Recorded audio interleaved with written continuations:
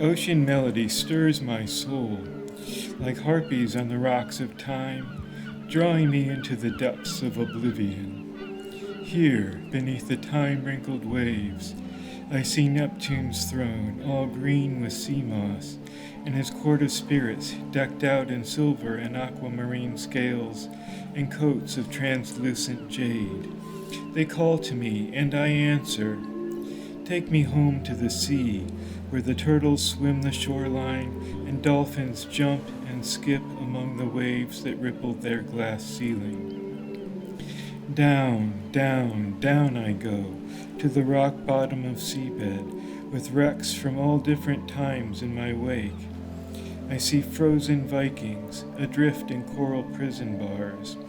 Greek vessels of ancient time lie still, whispers of Greek mariners, still charting the stars from the watery decks and the watery sky that lights their blue twilight. The ocean melody calls me, and I sleep on the rocks below, dreaming dreams of starfish and poetry, wondering if the west wind will find me here, deep beneath the waves of time.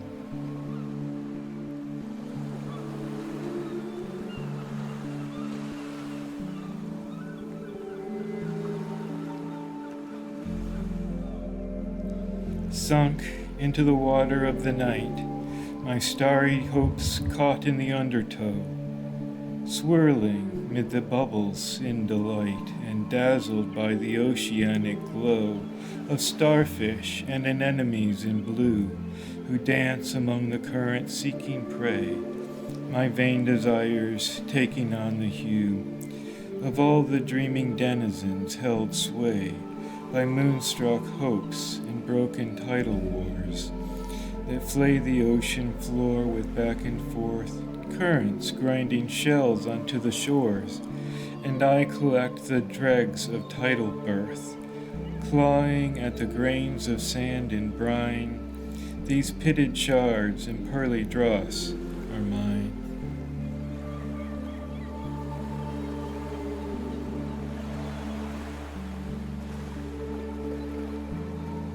This wrinkled shroud of words, blinding me as the death tide pulls me down. Winds blow from the west, my shroud flapping as zephyr grabs and tugs my sinking body, buried in seaweed and clamshells, touched by ghosts singing ancient ballads of sailors lost at sea.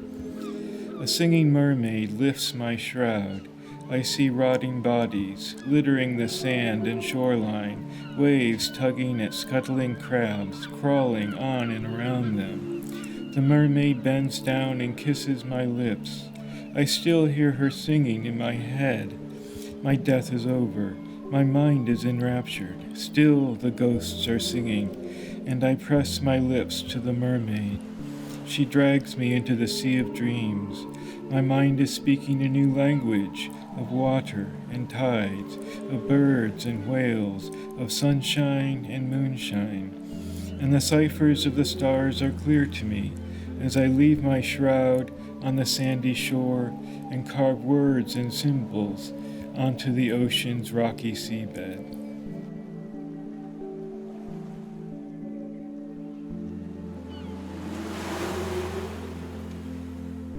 Twisted, broken shards of hope, awaken, gleam brightly as I weld you back in place. I will fuel you with a burning passion, and all your sinking disappointments trace. On a crested wave I see Poseidon, ruling over all that breathes the sea. Deep below is fair Atlantis, hidden, with every simple treasure lost to me. Is there a wizard who can part the waters and raise that kingdom to the burning sun long enough to find my sunken treasures and spare this burning coil by fate undone? Hecate, goddess of the sacred night, hear my prayers sunk in this candlelight.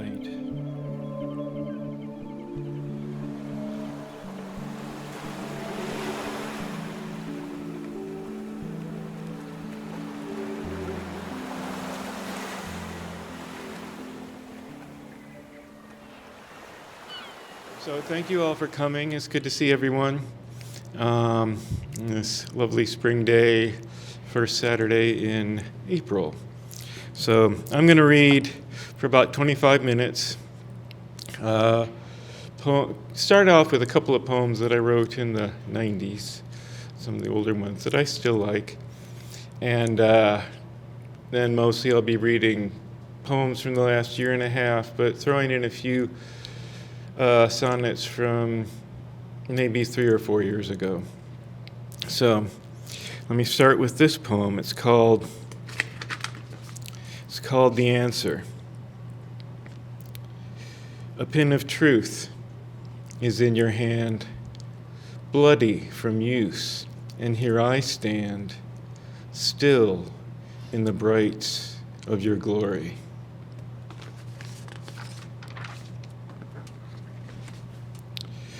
This one's called The False Mirror 2.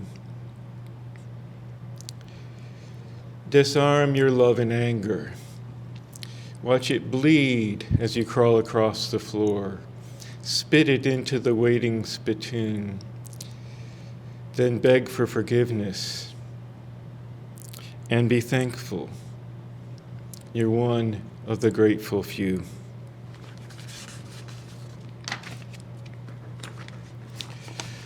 This one's called The Quickening. Crimson streaks, slate shingles. Crimson streaks, slate shingles, black clouds disgorge entrails dripping with blood. Silver-tipped spires pump the sulfur of creation, staining the cracked azure ribs that the sky hangs upon. Cockroaches' acid breath poisons the veins that feed the browning meadows. Hearts of mountains, surgically removed and ritually endowed with fire, boil rivers, lakes, seas. The trout can't breathe, the salmon can't spawn, and the sun is a dim iodine disk about to tumble.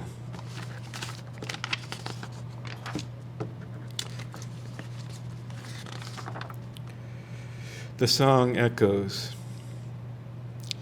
Twisted stairs crisscross the rift between dream and the steel drag of tiger-eyed dawn, so fragile as lids slowly open and close until the mist clears and the bed knobs stop spinning. In the pink dawn's dew, I feel your bosom buckle against the sky. Your swaying hips shake music from the tongues of birds. Attenuating fingers reach for your arms, your shepherd's crook leading the paisley clouds. The winged foot of dawn steps upon the horizon. Pinions of cloud spread a purple vapor in the air. What became of the wild gypsies who sang in your dreams?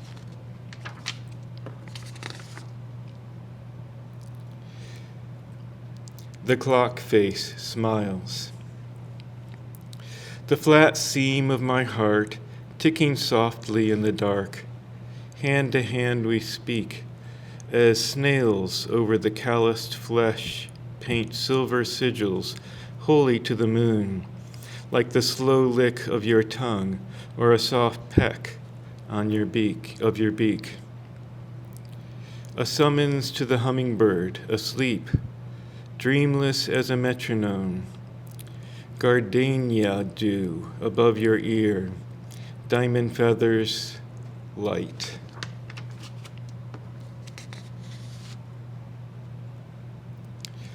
Dark Motley.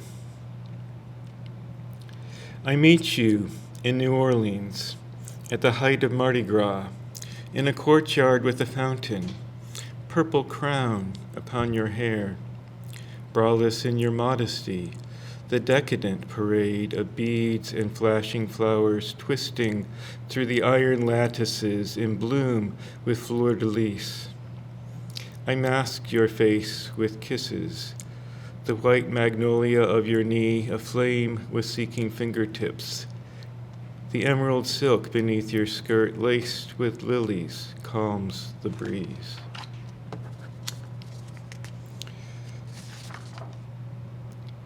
Stenography in wax. Count the vicissitudes and the unconscious pleasures, silent as rain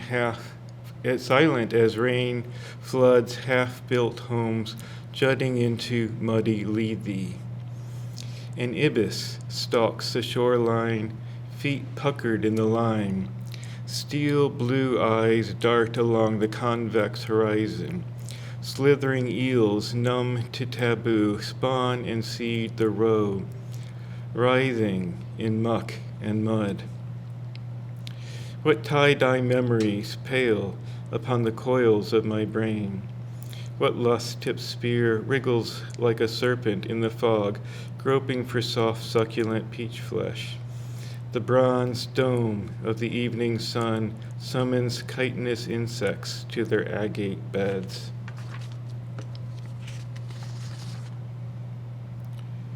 Your silhouette for Wendy. Your silhouette, pierced in the moonlight, clings to the concrete steps of your front yard, phantom ghost of religion, green with guilt and tongueless. Some moral equity is forfeit. Maybe a seance would bring your brother back to you, his head crushed on the highway. Your father runs to Florida, painting images in the sand. All that remains are Socks and Loki, your canine companions. As you suffer that female crucifixion, the spirit of the dove bleeds on a stranger's bed.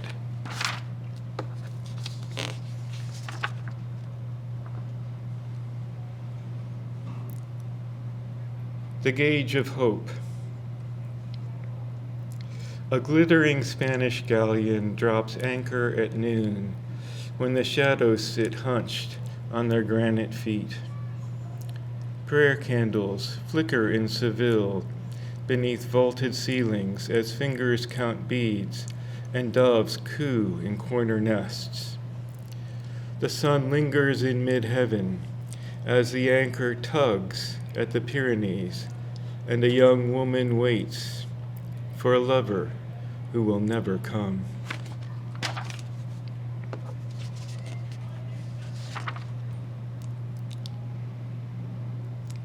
Quiet Symphony for paper instrument.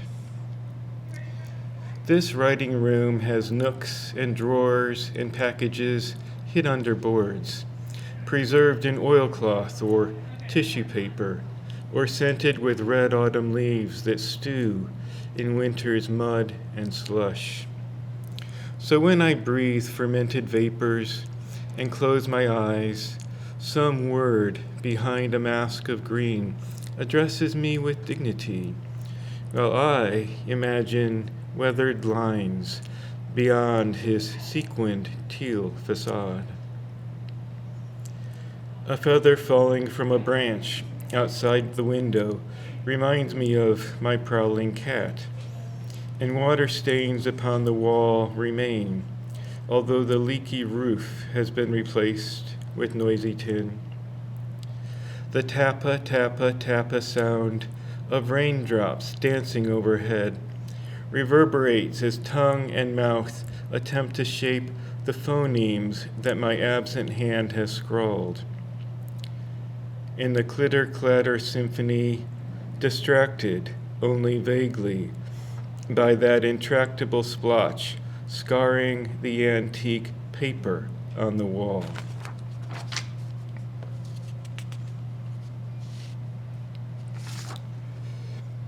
Fruit of the Maudlin Sun.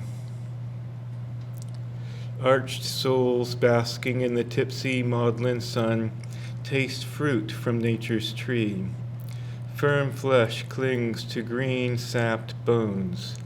The forever smile hides behind pink soft curtains. Pouting in adornment, aching for communion, the seconds tick faster in swelling crimson pulses. crystal iron eyes cracked by the keyhole sun, open mahogany drawers lined with damask silk, and oily beads of sandalwood, erect and ripe for thumb and finger. Naked scent triggers a shy reserve which, coaxed by sunlight, pounds a silent ecstasy in the ears. Our curious fingers fumble for locks of hair, lips tremble with words the thick tongue dare not speak.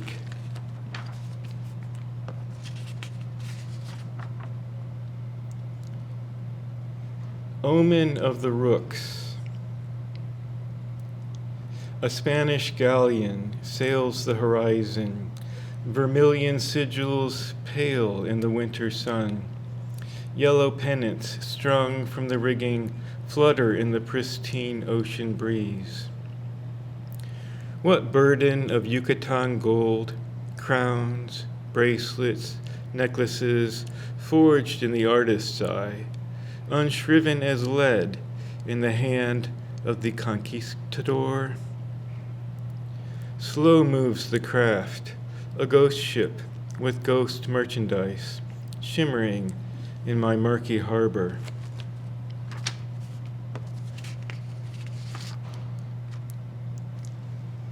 The Archipelago of Light. The archipelago of light that floats in the sticky darkness of the gulf between my shirtless, hairy chest and the bell chime of your freckled alabaster breasts. The little island of light, drops of pleasure spurting into the velvet void in ceaseless abandon, spurred by radio ears, crackling with excitement in the transmissions from another planet of sound that is compellingly familiar and plays upon the wind chimes of my heart. Edged with danger but smooth to the touch, two worlds sharing information, laughter, and smiles. Two bodies in simultaneous orbit, captivated by words spoken and written, and seeking a sanctuary of libidinous exchange, folding feelings into letters, captivating heart-speak, in the chemical alacrity that pulses with pleasure as I chime the door of your pregnant imagination, leaving you a note and a key to open eyes of fascination, if you desire and if you dare, hopping from one island of light to the next, with the smell of the dark in my nostrils and a raven quill in my hand, a tiny prick for the parchment of your illuminated soul, sealed with curiosity like the cats that roam the playground of your bedroom. And I blow you kisses from my world to yours, landing on the sultry pout of your cursive lips.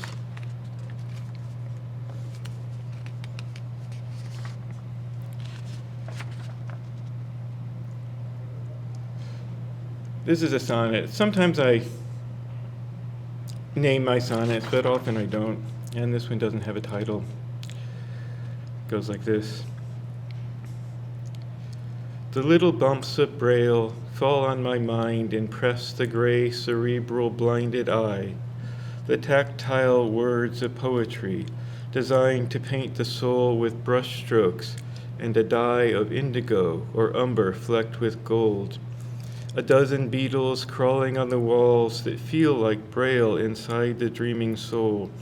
And word on word a scarab beetle falls to fly and taste the attar of a rose.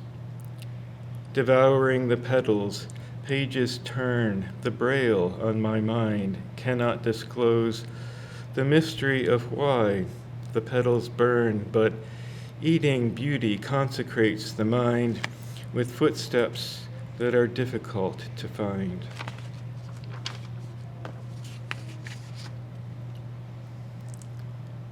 What love begs. Beggars, beggars, run to the orchid melting sea.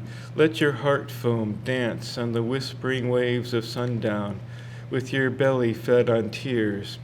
Erect an obelisk of clamshells mortared into salmon white sand on driftwood shores, clouded with milkweed, earnestly seeking escape from the swamp where your desires are pent into frog-croaking stagnation, and turtle love moves like the slow swelling throat, singing in a choir past midnight when they pass the plate for alms. But you are too proud to beg, and so you leave forgotten buttons in the tray. And the foam of your heart blooms in orchids as the salmon-tinted obelisk crumbles in the rising of the tide.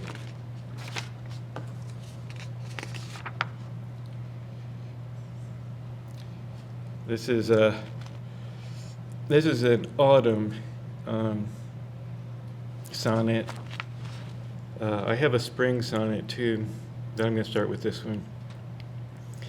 In autumn foison is desire most fed, sweet summer fostering the juicy fruit that hangs from boughs to which desires are led by shape and beauty, an ideal pursuit, and taking pleasure in the mouth and eye, love's first green leaves sprout in the tender soil of the wan heart, enriching it with dye on leaves and petals painted with the toil of spirits fey, drawn forth by passion's light.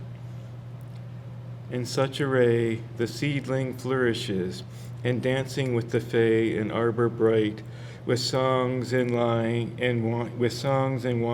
and golden chalices, the moon shines down from starry sky above, kindling sacred light that gleams in eyes of love.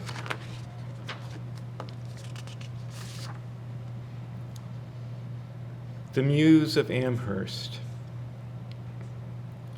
Your charts and maps, your tender odyssey, wrapped up in scrolls till planted in your tomb, that husk of dust, that tenant wandering free, what care you now?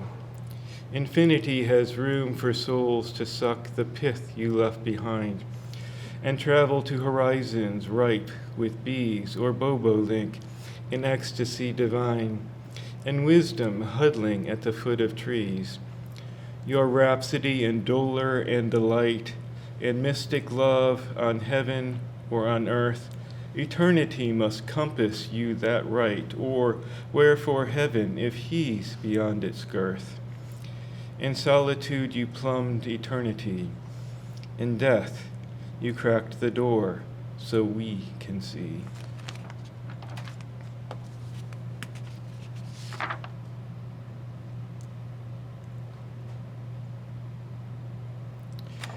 This is the spring poem, and spring is not my favorite season, and this poem is kind of an explanation for why. I mean, I like it, but there are parts of it I don't like. So it goes like this. The blossoms on the trees engulfed in air, as turbulent as ocean's undertow. The wind is all I see, it's all I wear, and hidden in this roar the flowers grow. The cold, wet ground has not enchanted me. Spring is like a shadow to my eyes, but frosts leave petals brown, and this I see under fathoms of the faded, hoary skies. The verdure of the trees will lift the veil, and touched by soothing zephyrs warm the leaves, arriving summer roses. Gentle sails cast anchor, disembarking. Flora weaves a spell of gentle beauty, and the spring transforms a butterfly with orange wings.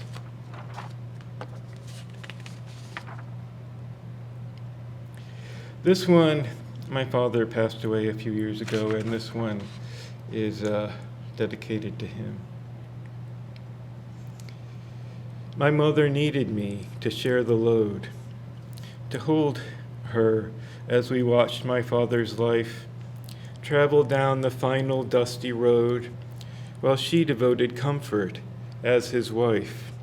We held him and we watched him move his eyes, understanding all the words we spoke. So many friends who came to say goodbyes with kindness, holding hands while fingers stroked his arms or touched his cheek or rubbed his feet. We watched in vigil, grieving as his sight grew dim and ceased to follow us or meet our gaze.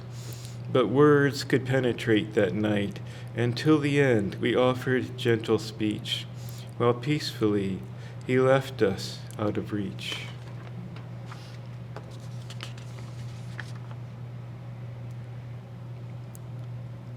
Conversational Eucharist. These stories that you serve to me like bread, accountants ledger every grain of wheat garnered from the dreams that share your bed in telepathic words which call discreet ambitions into past and future tense. These windows that we open gyrate time in slow melodic skips, infusing sense into the shiny luster of a rhyme, or images we savor on the tongue. I call you from afar, you glint your eye, and in that light I see you when you're young, but cloaked in wisdom, and in hope rely on this year's harvest, passion in the mill, combining stores, what granaries we fill.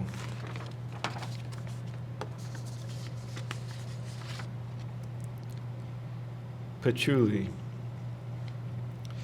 These subway lines that demarcate your horizons, these interstates and villages that demarcate mine, these transistors and IC boards that carry the sound of my voice farther than echo ever could.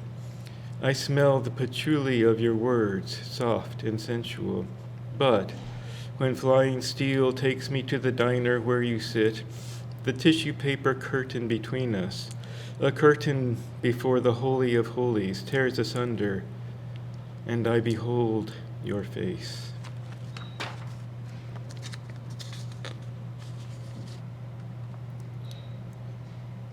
The solder of the soul. Continents of sound, edged by whisperings of surf, touch the seas of silence filled with marigold blooming bones. Floating eyes, swimming eyes, flying eyes do not see the silence or the sound. A firmament of colors painted on the clouds in heart-breathed brushstrokes splay the memories of time in the dance of sun and moon along horizon's flame.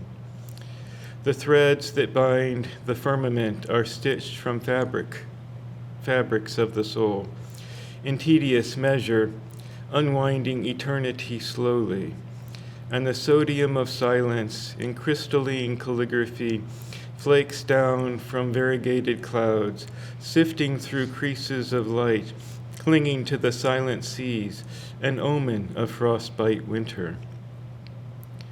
Then the bones rise up, etched in words of winter's wrath, riding the crested waves to the tongues that lap the shoreline of this continent of sound, a memory of mortality for a blood-infested soul. Two more poems. This poem is untitled. It's a short poem. It was published a year or so ago in a journal called Shot Glass Poetry, and they specialize in shorter poems. Anyway, here it is. How sings the chlorophyll in rain, the dark, dank, starving place, while winter serves the sharp white light and prickly fingers eat. The dolor of sorrow confides in dripping amber leaflets, the green of summer, browned with aging grief. And this is the last one I have for you today. It's also entitled, This skull is packed of ice in crush and churn. As sockets strip the cherry-flavored tears, so ice cream salts the teeth that freeze the brain, distending time in shards that pierce the years and nail-like rusty fingers scratch and poke, imploring to impale the heart of time that ticks beneath a veiling woolen cloak. The frosty anodyne that spurns a name induces fractured moments on parade that stumble past cold windows of blank eyes, aghast to see this burgeoning charade infuse my soul with grit, to realize regret is like defeat. These shades I melt to obviate the pain in what I felt. Thank you. Thank you all for coming. We can, if somebody does anybody have a question? I'll loan you the mic and then Bruce? Thank you. Sean, the name of the reading today is Truth and Melodies. Can you speak to kind of the reason why you titled the series that way today? I planned this out many months ago, and my original plan, I wrote in the early 90s, I wrote a collection called Truth is Poison.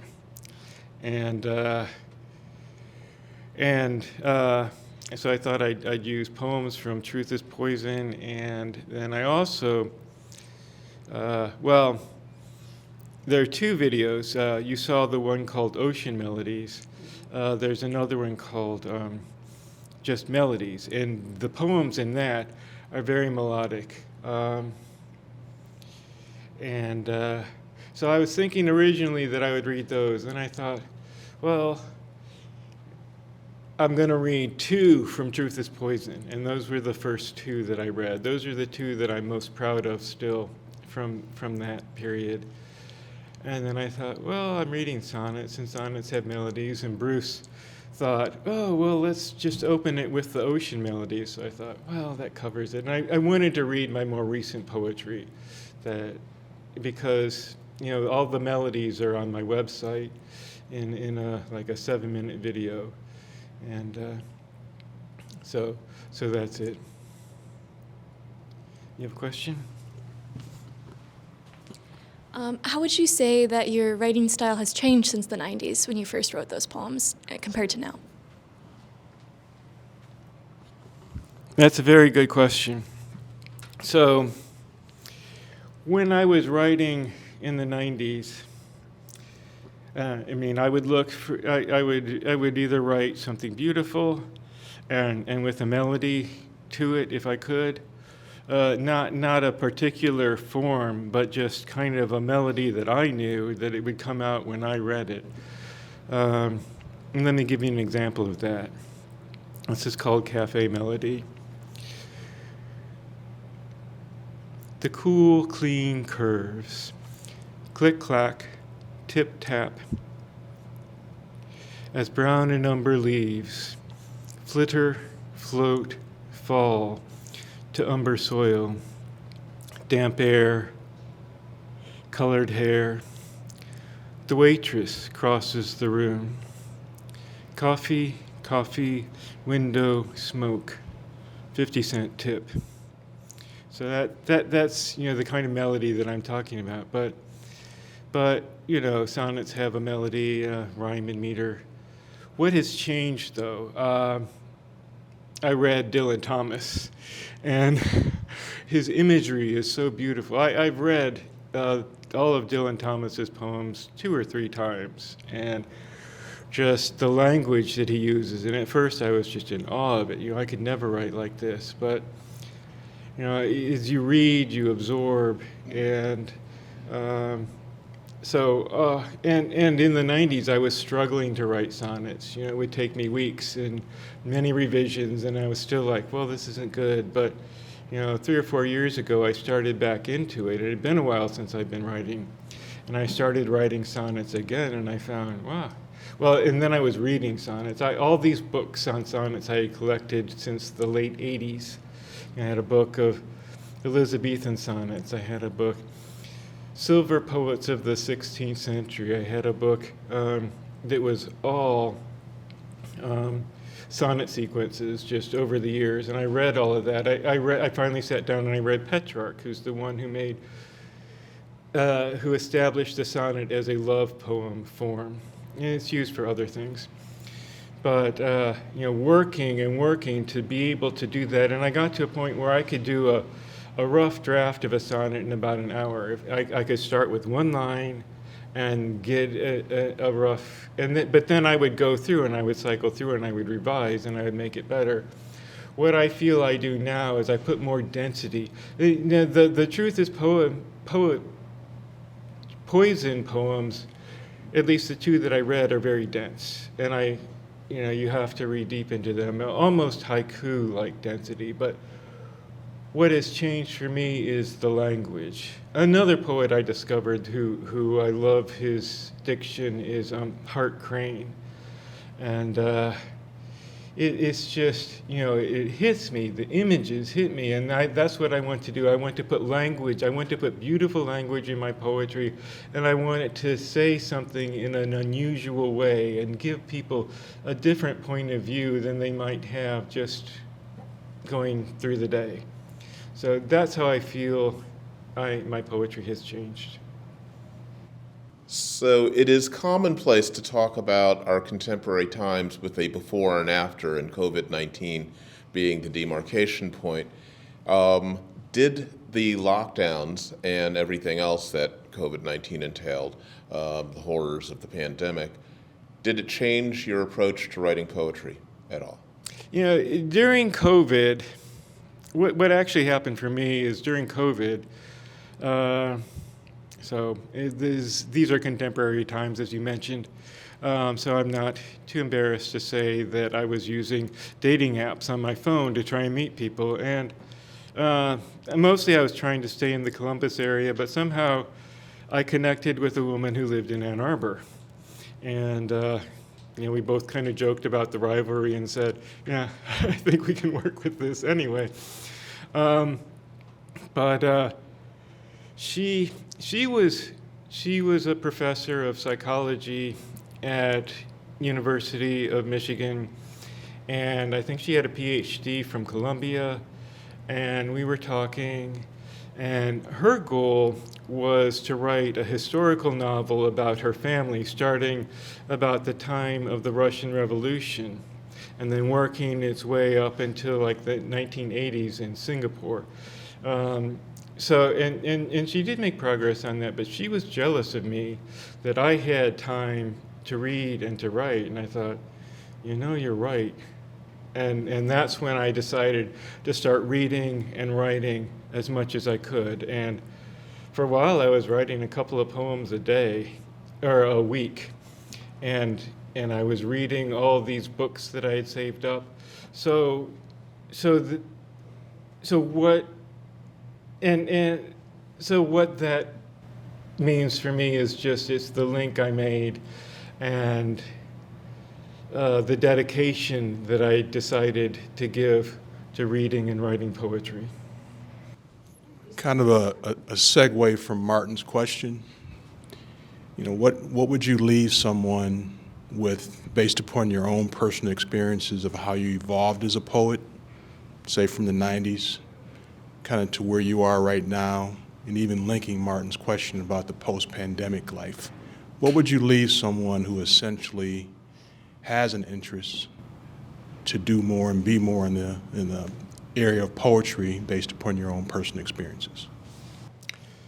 Well, I remember when I was in college, my first couple of years, and we were studying a book called Hard Country by a woman named Sharon Dubiago, and she came to campus to lecture us and to talk to us, and I still remember talking to her and saying, well, you're a writer. I feel like I'm called to write. Can I do it? And she gave me some encouragement. I can offer that, as somebody who has spent Yeah, I've written a lot. In the 90s, I had a good period. Around the 2000s, I was writing. My poetry has evolved over time. I will sink into a form, and I will do it, and then I usually take a break. But for the last nearly 4 years, I've been reading and writing without a break. I've gotten a little bit stuck, but I'm hoping that I'm getting myself out of it. It's more of an internal block than anything else. And so the thing I would say is, if you feel like you have to write, then do what you can to make it happen. You may only have spare time, and read poets that speak to you, because that's a source of inspiration, and that can fertilize your mind and help you write. That poem, The Omen of the Rooks, was inspired after I read the first 10 or so poems in the collected poetry of Sylvia Plath. She had rooks in the, she had a couple of poems with rooks in it. It's just, so that to me was inspired by her. The Gauge of Hope. I was reading Federico Garcia Lorca, who my girlfriend had introduced to me, and I was reading his poetry. He's a Spanish poet, and it was very beautiful. It was something new, and that triggered me to write The Gauge of Hope. And then, like I already mentioned, Dylan Thomas, but I read the poetry of Emily Dickinson. That had been a goal of mine. I had gotten up to like 462 and stopped.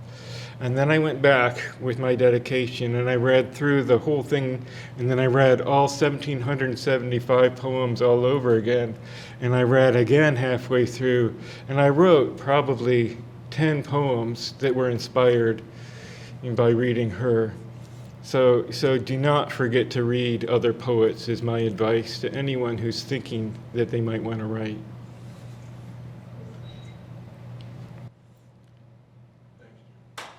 Thank you. Thank you all for coming.